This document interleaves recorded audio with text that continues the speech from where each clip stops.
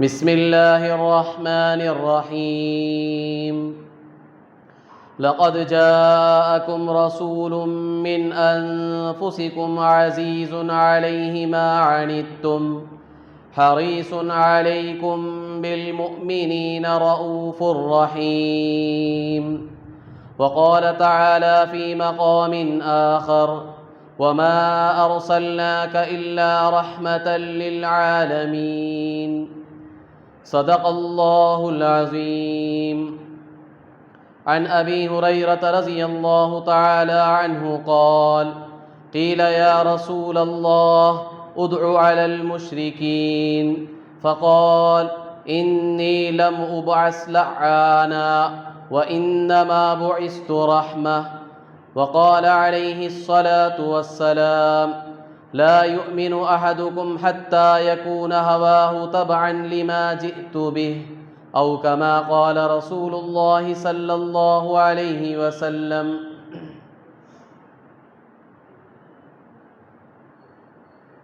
بزرگان محترم، عزیز نوجوانان اسلام،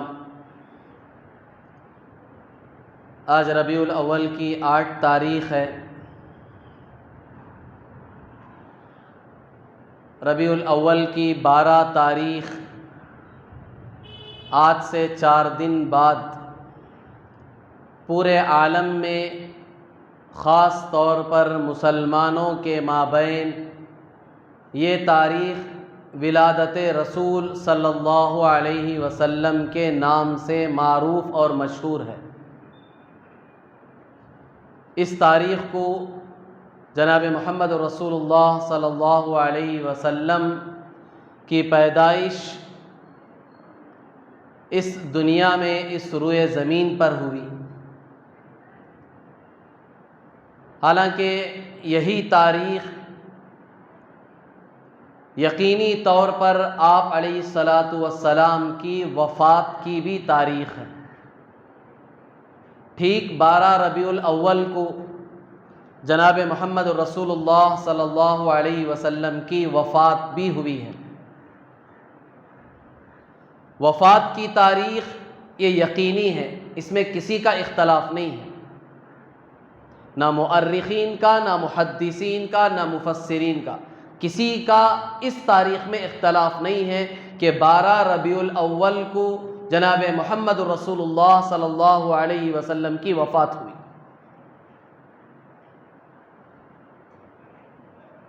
لیکن یہ تاریخ وفات کے اعتبار سے دنیا میں اتنی مشہور نہیں ہوئی. بہت کم لوگ جانتے ہیں کہ حضور صلی اللہ علیہ وسلم کی وفات بھی 12 ربیع الاول کو ہوئی. لیکن ایک بڑا طبقہ مسلمانوں کا خاص طور پر پورے عالم میں 12 ربیع الاول کو ولادت رسول کے طور پر مناتا ہے. گزشتہ جمعہ میں نے آپ حضرات کے سامنے یہ بات عرض کی تھی کہ 12 ربیع الاول آپ علیہ الصلاۃ والسلام کی پیدائش کی تاریخ ہے، یہ یقینی نہیں ہے. کسی نے 9 ربیع الاول بتائی ہے، کسی نے 8 ربیع الاول بتائی ہے، اور بھی دوسری تاریخیں مؤرخین نے، محدثین نے بتائی. لیکن چونکہ معاشرے میں مسلمانوں کے مابین یہ تاریخ معروف و مشہور ہے ولادت کے نام پر، اور یہ دن 12 ربیع الاول خاص طور پر پورے عالم میں ایک عید کے دن کی طرح منایا جاتا ہے. چاروں طرف خوشیاں، بہت سارے لوگ نئے کپڑے پہن رہے ہیں، عمدہ قسم کی غذائیں بنائی جا رہی ہیں. ایک عید کا، ایک جشن کا ماحول پورے عالم میں نظر آتا ہے.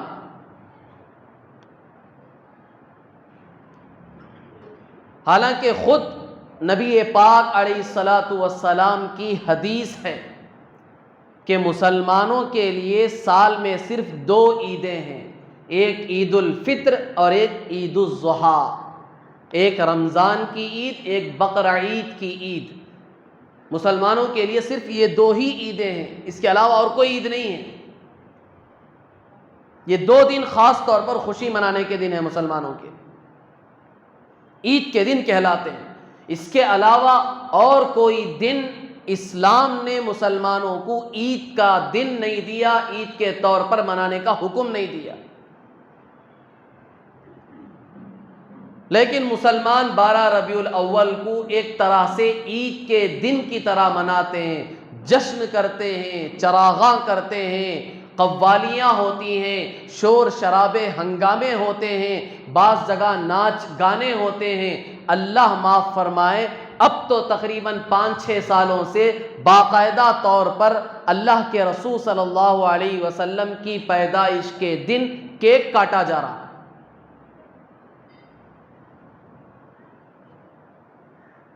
یہ چیز کہاں سے آئی ہمارے اندر؟ دین رسم و رواج کا نام نہیں ہے کہ چند رسمیں، چند رواج، چند طریقے ہم نے پورے کر لیے اور سمجھ لیا کہ ہم پکے مسلمان ہیں۔ دین اور اسلام ان چیزوں کا نام نہیں ہے۔ غیروں کے مذہب میں اور اسلام میں سب سے بڑا امتیازی فرق ہی یہی ہے کہ وہ رسم و رواج کو دین سمجھتے ہیں، اسلام عبادت کو دین کہتا ہے۔ آپ جتنے بھی مذاہب ہیں اسلام کے علاوہ اٹھا کر دیکھ لیں، آپ ان کا مطالعہ کریں گہرائی سے، ان کی قوموں کو دیکھیں، ان کے مذہبوں کو دیکھیں۔ آج ان کے یہاں دین صرف چند رسم و رواج کا نام ہے۔ وہ رسمیں، وہ عادتیں، وہ طور طریقے انہوں نے کر لیے سال میں چند مرتبہ، تو سمجھ لیا کہ ہم دین پر، اپنے مذہب پر 100% چلنے والے ہیں، پابندی کرنے والے ہیں۔ اب یہی کچھ مسلمانوں میں منتقل ہو رہا ہے، ایک حد تک منتقل ہو چکا ہے، اور مسلمانوں کا ایک بڑا طبقہ ان رسم و رواج کا شکار ہو چکا ہے اور اسی کو دین سمجھ رہا ہے، اور یہ سمجھ رہا ہے کہ میں 100% دین پر چلنے والا ہوں، کیونکہ میں یہ طور طریقے یا رسم و رواج کو پابندی سے کرنے والا ہوں۔ اس بات میں کوئی شک نہیں کہ یقیناً اللہ تبارک و تعالیٰ نے جو آپ علیہ الصلاۃ والسلام کو اس دنیا میں بھیجا، اس سے بڑا نعمت اور خوشی کا دن اس پورے روئے زمین اور پوری انسانیت اور پورے جنات اور پورے عالم کے لیے کوئی نہیں ہو سکتا۔ اس سے بڑا خوشی کا دن، اللہ کی اس سے بڑی نعمت، خدا کی قسم پوری انسانیت کو اور کوئی مل ہی نہیں سکتی، جس دن اللہ تبارک و تعالیٰ نے آپ علیہ الصلاۃ والسلام کو اس دنیا میں بھیجا۔ اس کا انکار نہیں ہے۔ بے شک وہ دن جس دن آپ علیہ الصلاۃ والسلام اس دنیا میں پیدا ہوئے ہیں، وہ دن اس دنیا سے پورے اندھیرے چھٹے ہیں۔ قرآن پاک میں اللہ تبارک و تعالیٰ نے آپ علیہ الصلاۃ والسلام کے بارے میں کہا، لَقَدْ جَاءَكُمْ رَسُولٌ مِّنْ عِنْدِ اللَّهِ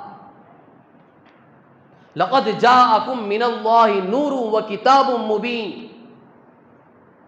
کہ تمہارے پاس اللہ تبارک و تعالیٰ کی طرف سے اب نور آ چکا ہے اور کھلی کتاب آ چکی ہے۔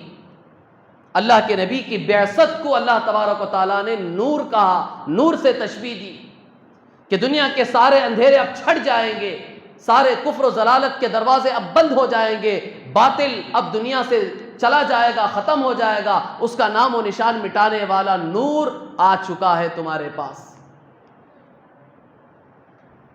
اب یہاں رک کر ایک مسئلہ بھی سمجھ لیں، اسی کے ساتھ ساتھ قرآن پاک کی اس آیت میں اللہ تعالیٰ نے آپ علیہ الصلاۃ والسلام کو نور کہا، لَقَدْ جَاءَكُم مِّنَ اللَّهِ نُورٌ وَكِتَابٌ مُّبِينٌ، کہ تمہارے پاس اللہ کی طرف سے ایک نور آ چکا ہے اور ایک کھلی کتاب قرآن آ چکی ہے۔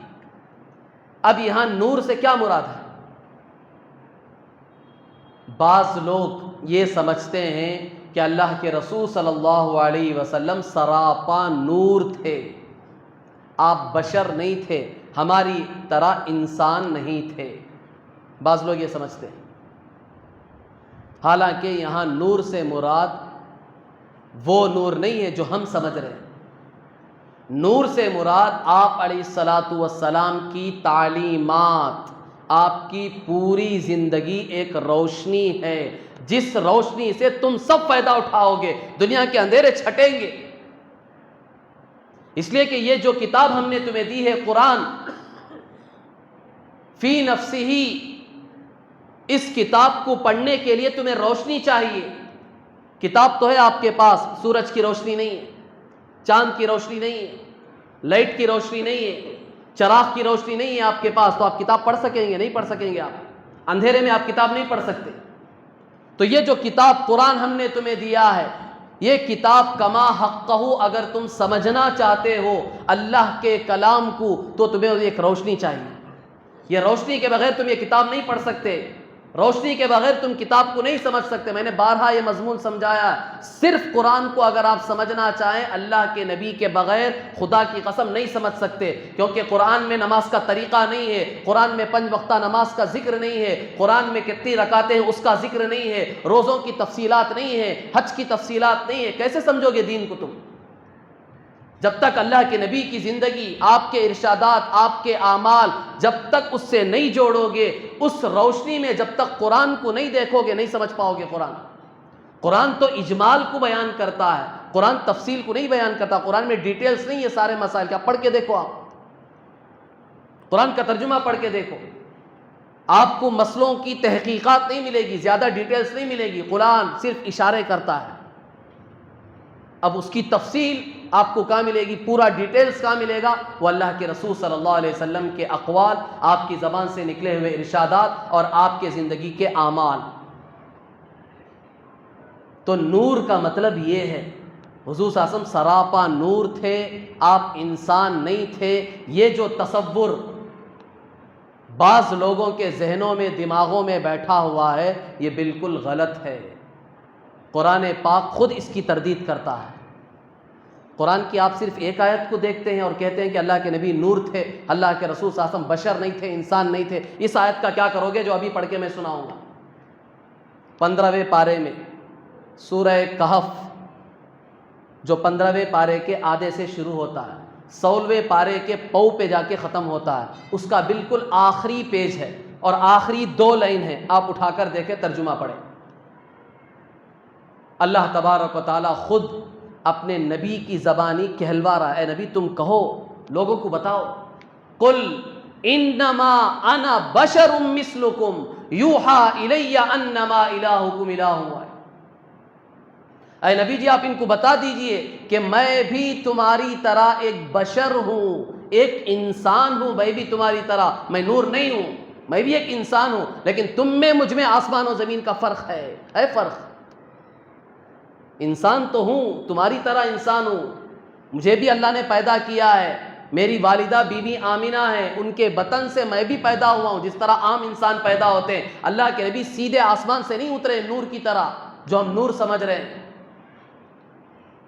بعض لوگ جب یہ مضمون بیان کیا جاتا ہے تو یہ سمجھتے ہیں کہ حضور صلی اللہ علیہ وسلم کی شان میں گستاخی کی جائے. نعوذ باللہ. اللہ ہم سب کو صحیح سمجھ نصیب فرمائے. دین جوش کا نام نہیں ہے، یہ سمجھ لیں آپ لوگ.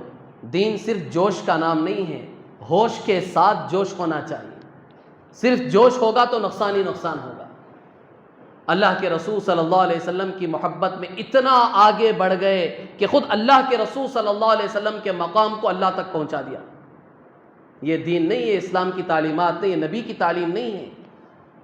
آپ کو بتاؤں اللہ کے رسول صلی اللہ علیہ وسلم نے کہاں تک فرمایا؟ حضور صلی اللہ علیہ وسلم نے تو یہاں تک فرمایا صحابہ سے کہ تم مجھے نبیوں پر بھی فضیلت مت دو. اور ہم تو اللہ کے نبی کو اللہ تک پہنچا رہے ہیں. اللہ کے نبی کا ارشاد کیا ہے؟ اللہ کے نبی کہہ رہے ہیں کہ تم مجھے نبیوں پر بھی فضیلت مت دو. کیوں؟ بے شک اللہ کے نبی سارے نبیوں سے بڑے ہیں، سارے نبیوں کے سردار ہیں. معراج کے واقعے میں اللہ کے نبی کو امام بنایا گیا، سارے نبی مقتدی بن کر نماز پڑھے ہیں. بے شک اللہ کے نبی کا مقام بہت اونچا ہے، لیکن ہمیں منع کیا گیا کہ سارے نبیوں پر مجھے فضیلت مت دو. کیوں؟ اس لیے کہ نبی جو دوسرے ہیں ان کا مقام بھی بہت بڑا ہے. تم مجھے ان سے بڑا بتانے کے لیے ان کو اتنا چھوٹا کر دو گے کہ پھر ان کی بے عزتی ہو جائے گی. یہ مسئلہ سمجھایا اللہ کے نبی نے، خود حدیث میں سمجھایا ہے کہ تمہارے اندر وہ صلاحیت نہیں ہے، تمہارے پاس وہ علم نہیں ہے. بے شک میں نبیوں سے بڑا ہوں، سارے نبیوں سے افضل ہوں، سب سے بڑا ہوں، فضیلت والا ہوں، لیکن یہ جو دوسرے نبی ہیں وہ بھی کوئی کم نہیں ہیں، وہ سارے انسانوں سے افضل ہیں، اللہ کے نزدیک بہت محبوب ہیں. تم مجھے بڑا بتانے کے لیے ان کو اتنا نیچا کر دو گے کہ ان کی کوئی حیثیت نہیں رہے گی. پھر یہ تمہارا بہت بڑا جرم ہو جائے گا، نبی کی شان میں گستاخی ہو جائے گی۔ اسلام کی تو یہ تعلیمات ہیں۔ تو اللہ کے رسول صلی اللہ علیہ وسلم کا بے شک مقام سب سے اونچا ہے۔ پوری کائنات میں، اللہ کی ساری مخلوقات میں اللہ کے بعد اگر کسی کا مقام ہے تو وہ نبی ہی کا ہے، لیکن اس مقام کو اللہ تک نہ پہنچا ہے۔ اللہ سے نیچے ہے نبی کا مقام، اللہ کے بعد نبی ہے۔ تو یہ نور آپ علیہ الصلوۃ والسلام کو سمجھنا، قرآن اس کی خود تردید کرتا ہے کہ اللہ کے نبی نور نہیں ہیں، وہ بشر ہیں، میرے آپ کی طرح انسان ہیں۔ انسانوں کی طرح اللہ نے ان کو دنیا میں پیدا کیا، انسانوں کی طرح ان کی پرورش ہوئی ہے، انسانوں کی طرح وہ کھا رہے تھے، پی رہے تھے، دنیا میں زندگی گزار کر گئے۔ لیکن یوحا الیہ، اللہ کے رسول صلی اللہ علیہ وسلم نے فرمایا مجھ میں اور تم میں فرق ہے آسمان و زمین، وہ یہ کہ میرے پاس وحی آتی ہے، تمہارے پاس وحی نہیں آ سکتی۔ جبرائیل میرے پاس آتے ہیں، تمہارے پاس نہیں آ سکتے۔ قرآن مجھ پہ اتارا گیا، تم پہ قرآن کی ایک آیت نہیں اتاری جا سکتی۔ اللہ کا دیدار مجھے کرایا گیا، تم اللہ کا دیدار نہیں کر سکتے۔ آسمان و زمین کی سیر میں نے کی ہے، جنت و دوزخ کو میں نے دیکھا ہے، تم نہیں دے سکتے۔ سارے فرشتے میرے دیدار کے منتظر ہیں، تم میں سے کسی کے دیدار کے منتظر نہیں ہیں۔ جنت میری مشتاق ہے، اللہ خود میرا مشتاق ہے۔ جب موت کا فرشتہ اللہ کے رسول صلی اللہ علیہ وسلم کے پاس آیا تھا تو اس نے یہی کہا آپ کا رب آپ کا مشتاق ہے، آپ سے ملاقات کو چاہتا ہے، کہ آپ تیار ہیں؟ بے شک اللہ کے نبی کا مقام اونچا ہے، لیکن آپ بشر ہیں، نور نہیں ہیں۔ تو بشر ہیں، نور نہیں ہے، اس کا مطلب میں نے آپ کو سمجھا دیا۔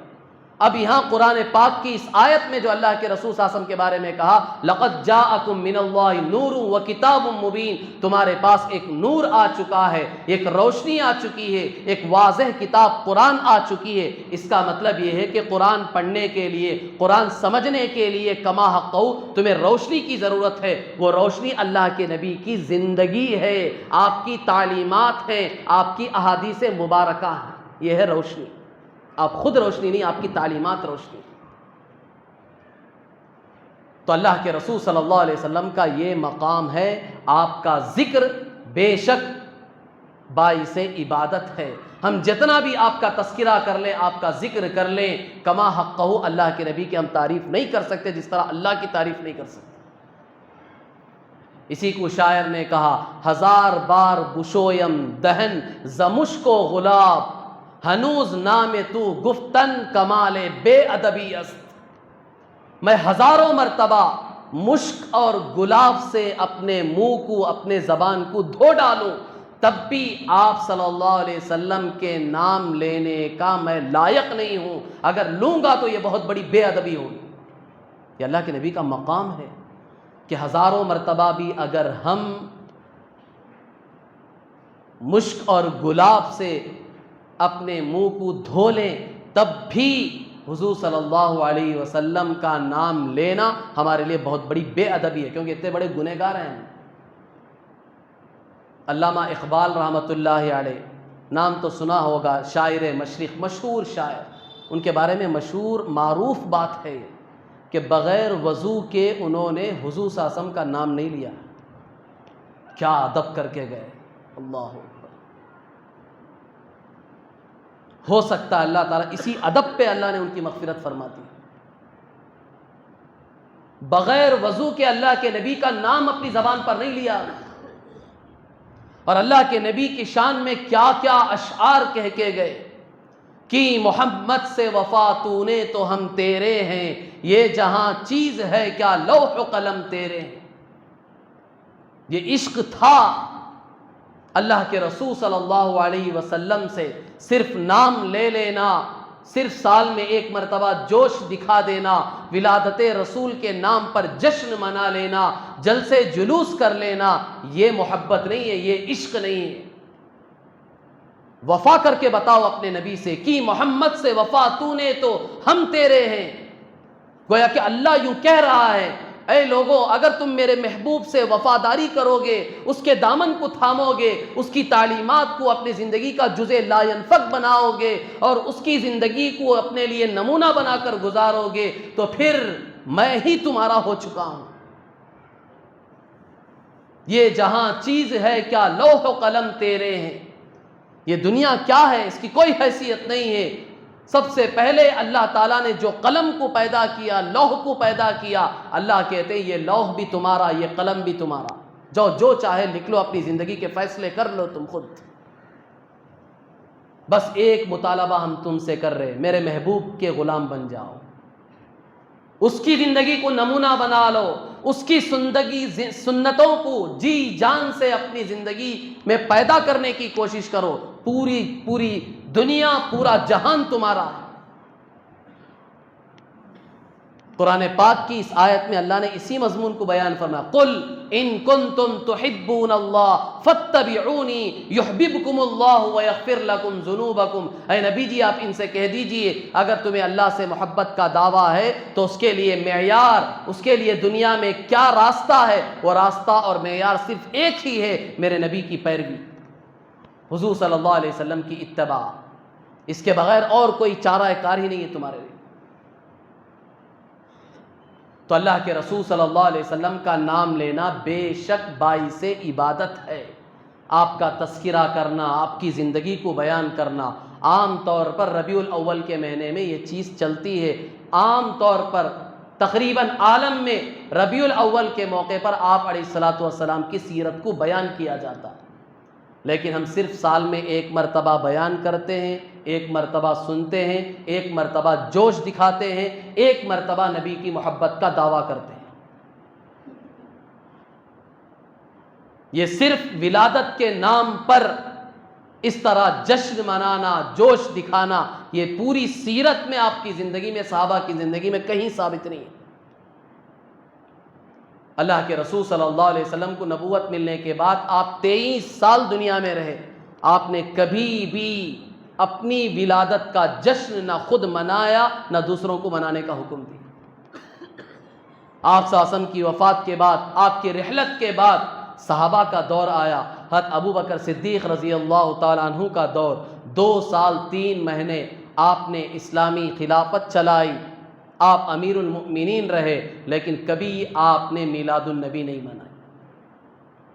حضرت عمر فاروق رضی اللہ تعالیٰ عنہ کا دور 10 سال 6 مہینے کا دور تھا اسلامی خلافت کا، آپ نے پورے عرصے میں کبھی میلاد النبی نہیں منائی، نہ جشن کیا، نہ جلوس نکالے۔ حضرت عثمان غنی رضی اللہ تعالیٰ عنہ کا دور آیا، پورے 12 سال خلافت چلی ہے، کبھی نہ آپ نے میلاد النبی کا تذکرہ کیا، نہ کبھی آپ نے جشن جلوس نکالے۔ حضرت علی رضی اللہ تعالیٰ عنہ کا 4 سال 9 مہینے کا دور آیا، کبھی آپ نے میلاد النبی نہ منایا اور نہ جلوس نکالے۔ اور اس کے بعد جتنے بھی ہیں تابعین، تبع تابعین، ائمہ اربع، بزرگان دین، ان میں سے آپ کسی سے بھی بتا ہی نہیں سکتے، ثابت نہیں کر سکتے کہ انہوں نے میلاد النبی منایا۔ یہ تو 656 ہجری میں ایک بادشاہ نے اور ایک عالم کی طرف سے اس کی بنیاد پڑی، میلاد النبی کی 656 ہجری۔ حضور صلی اللہ علیہ وسلم جب مدینہ آئے، آخری 10 سال جو زندگی کے باقی رہ گئے تھے، اس وقت سے پہلی ہجری شروع ہوئی ہے، 656 ہجری میں جا کر اس کا وجود ہوا۔ اس سے پہلے کہیں وجود آپ نہیں بتا سکتے، نہ احادیث میں بتا سکتے، نہ تاریخ کی کتابوں میں بتا سکتے، کہیں اس کا وجود نہیں ملتا۔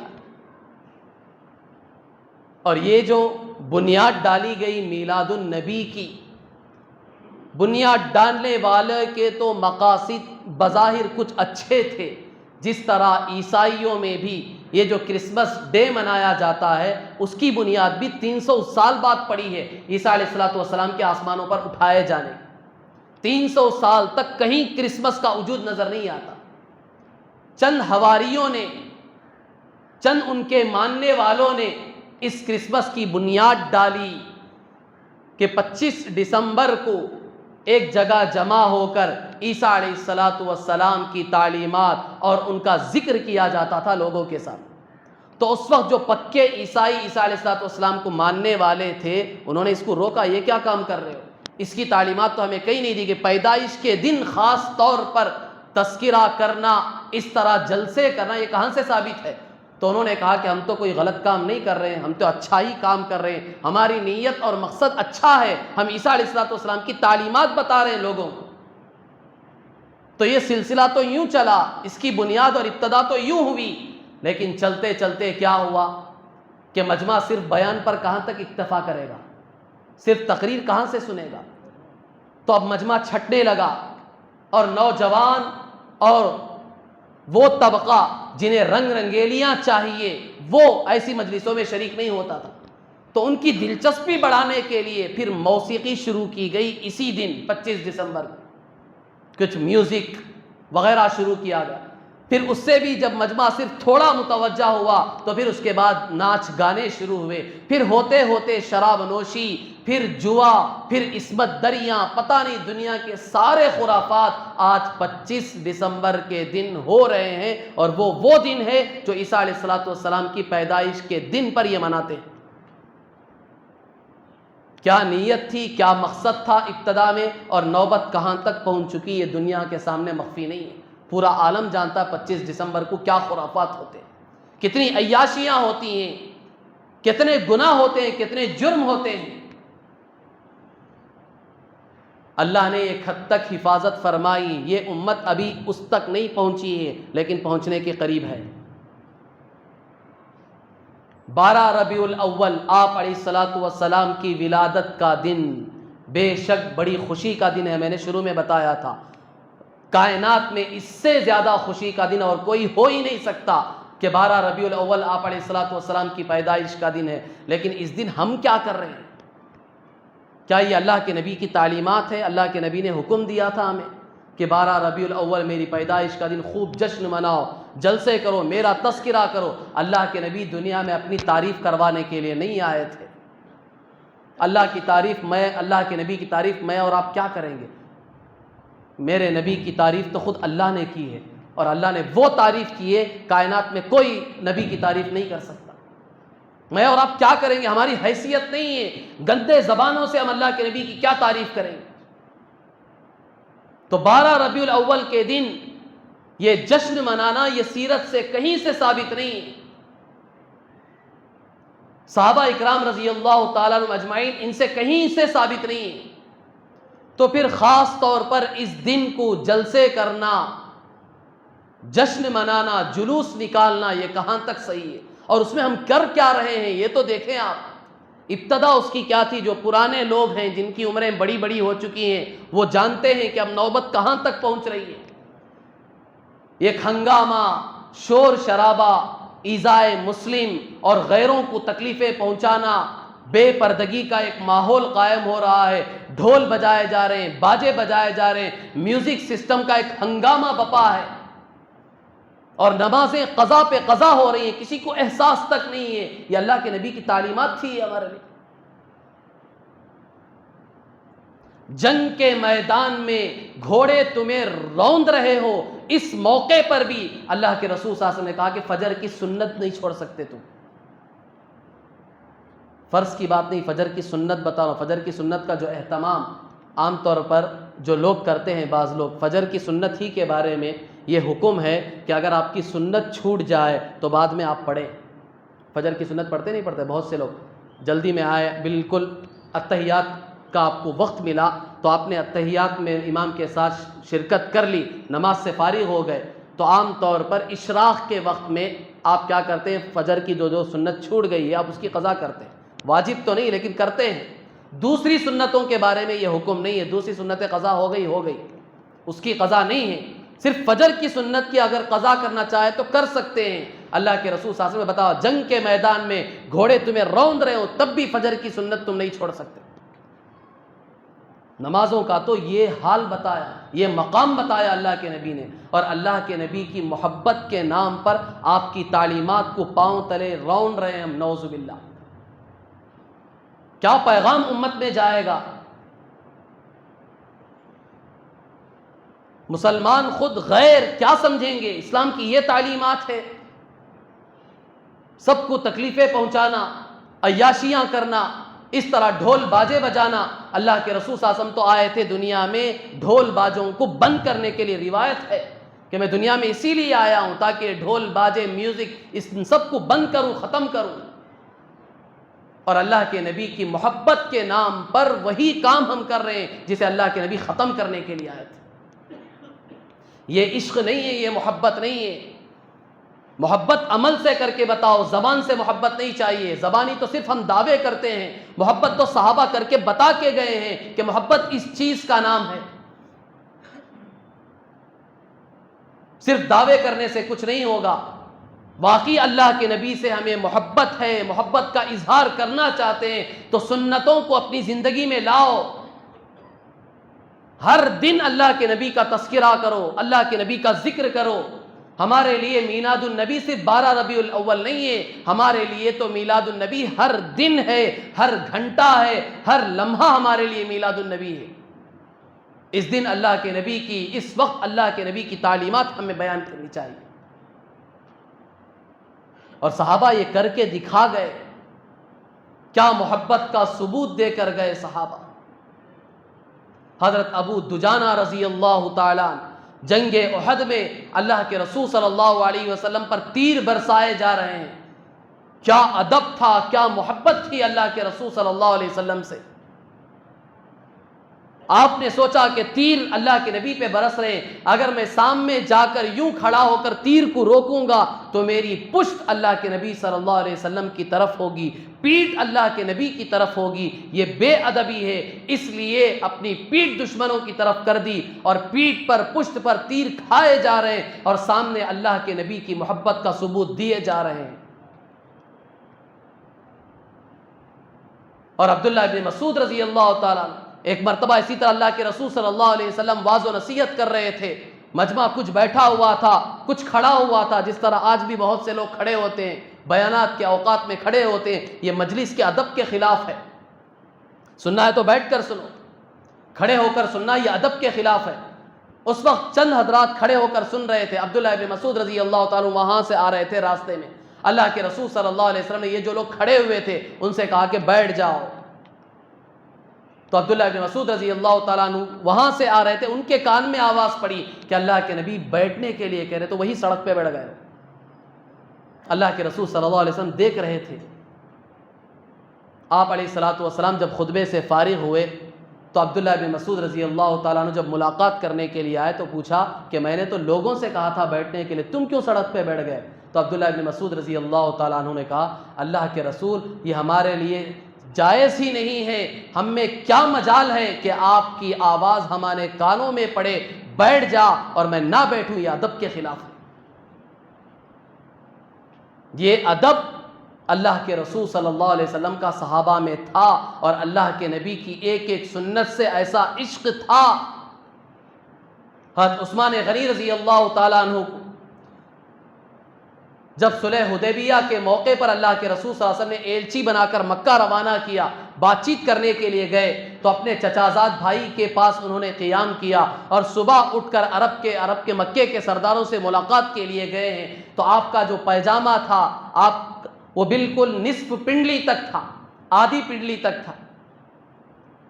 تو بھتیجے جو تھے انہوں نے دیکھا اور کہا، چچا جان اپنا پیجامہ تھوڑا سا نیچے کر لیں، اس لیے کہ عربوں کے یہاں ازار اور لنگی اور تہبند کو زمین پر گھسیٹتے ہوئے جانا یہ عظمت کی چیز ہے، بڑائی کی چیز ہے، فخر کی چیز ہے۔ جس طرح آدمی اگر پیجامہ اوپر اٹھا کر چلے گا تو وہ اس کی بے عزتی کی علامت ہوتی، لہذا آپ کو وہ کوئی اہمیت نہیں دیں گے، اس لیے پیجامہ تھوڑا سا نیچا کر لیں۔ تو عثمان غنی رضی اللہ تعالیٰ عنہ کی زبان سے کیا جواب نکلا؟ لا ہاکذا ازارۃ صاحبنا رسول اللہ صلی اللہ علیہ وسلم، ہرگز نہیں، میں اپنا پاجامہ ازار نیچے نہیں کر سکتا، میرے محبوب کا ازار اسی طرح ہوتا تھا۔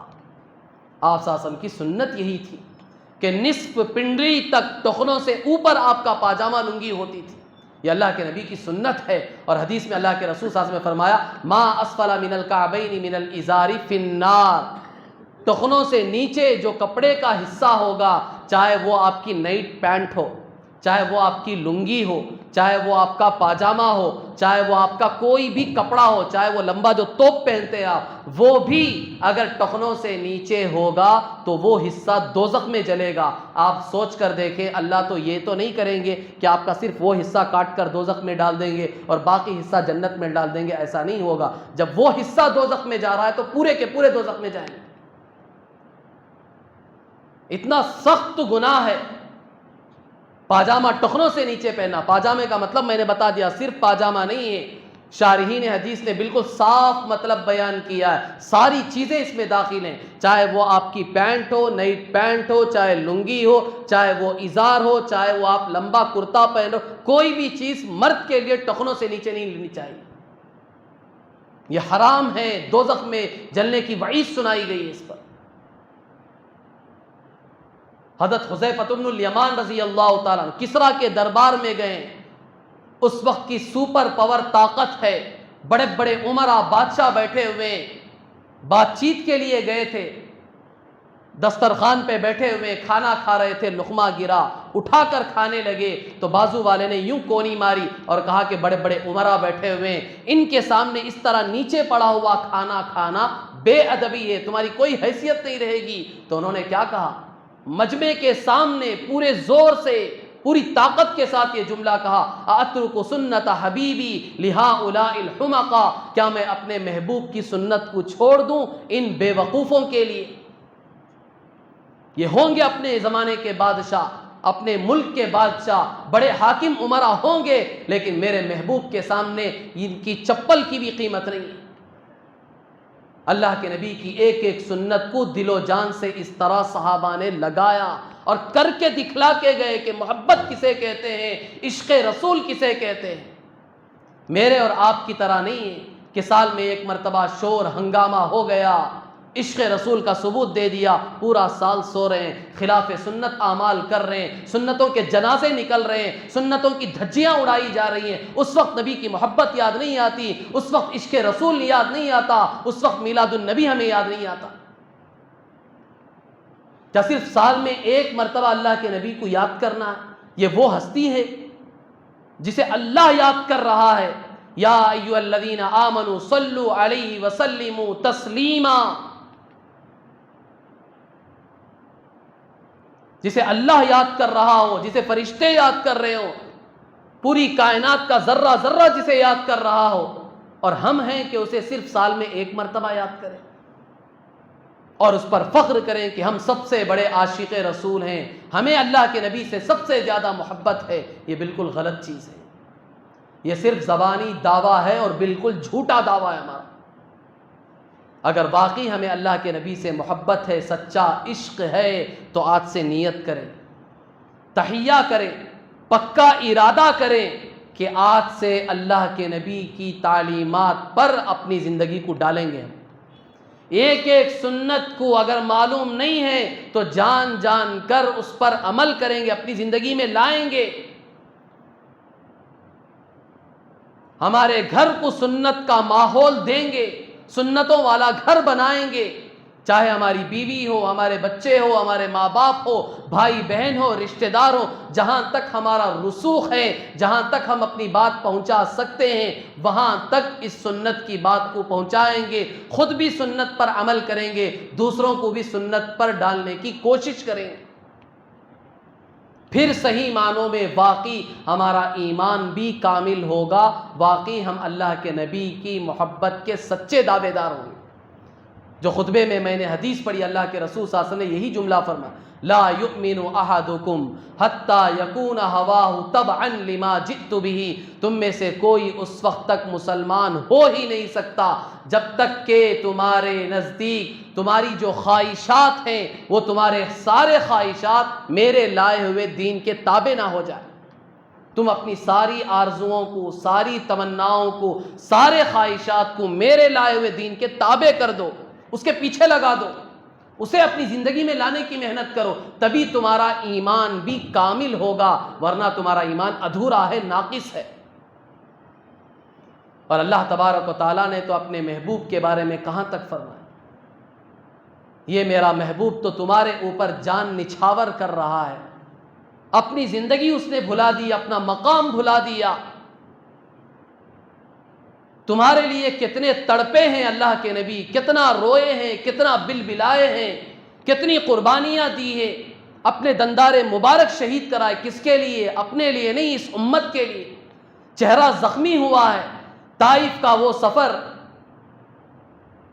بدماش اوباش لڑکے اللہ کے رسول صلی اللہ علیہ وسلم کو طائف سے بھگاتے ہوئے پتھر ایسے برسائے اللہ کے رسول صلی اللہ علیہ وسلم پر کہ آپ کا جسم پورا لہو لہان ہو گیا۔ جو جوتے مبارک آپ نے پہنے تھے، جوتے مبارک میں ایسا خون جم گیا کہ پیر نکالنا اس میں سے مشکل ہو گیا۔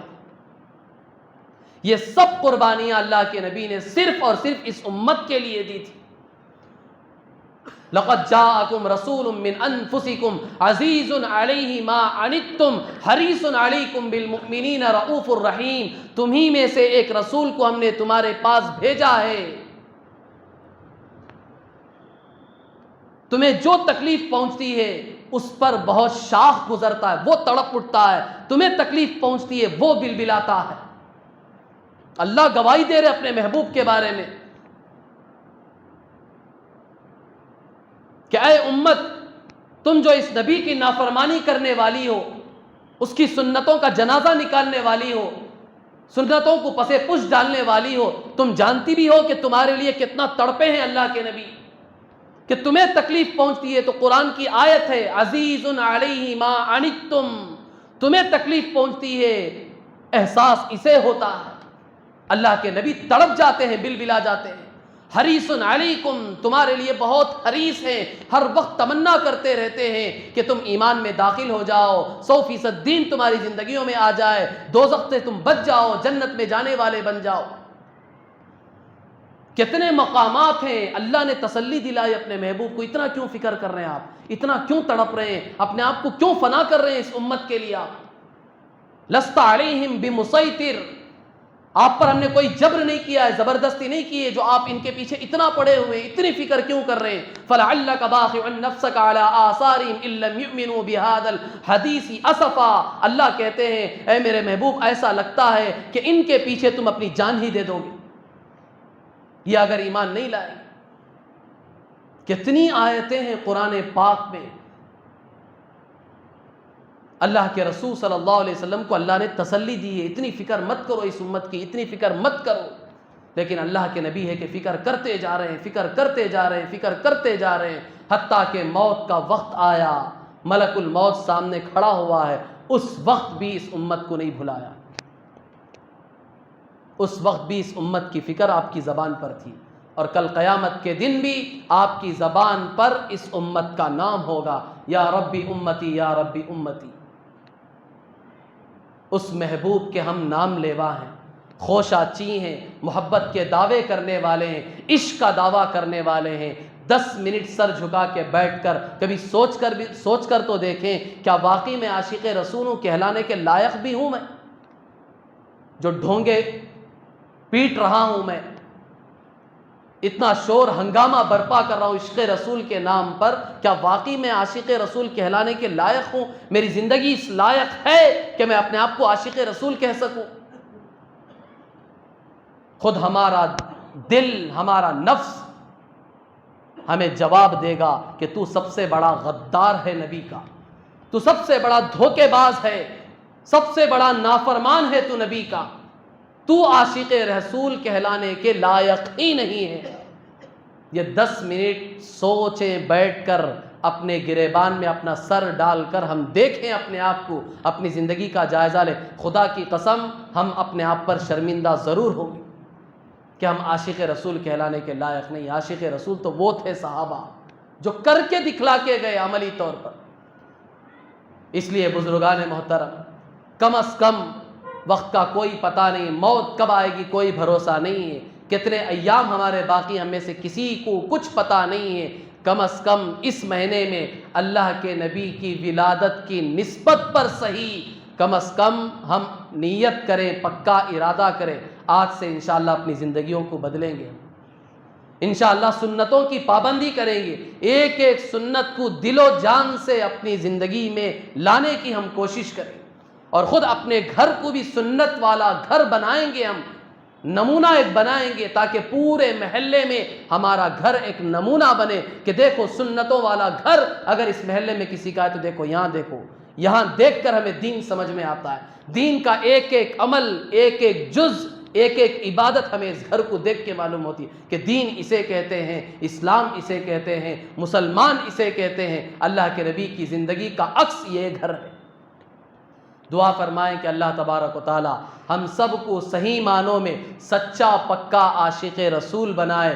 آپ علیہ الصلاۃ والسلام کی محبت کے یہ جھوٹے دعوے جو ہم اپنی زبانوں سے کر رہے ہیں، اس جرم پر اللہ تبارک و تعالی ہماری گرفت نہ فرمائے، اللہ ہمیں معاف فرمائے۔ صحیح معنوں میں اللہ ہمیں اللہ کے نبی سے، آپ کی تعلیمات سے، آپ کی سنتوں سے سچی پکی محبت بھی نصیب فرمائے، اور ساری سنتوں پر چلنا اللہ تعالی ہم سب کے لیے آسان بھی فرمائے۔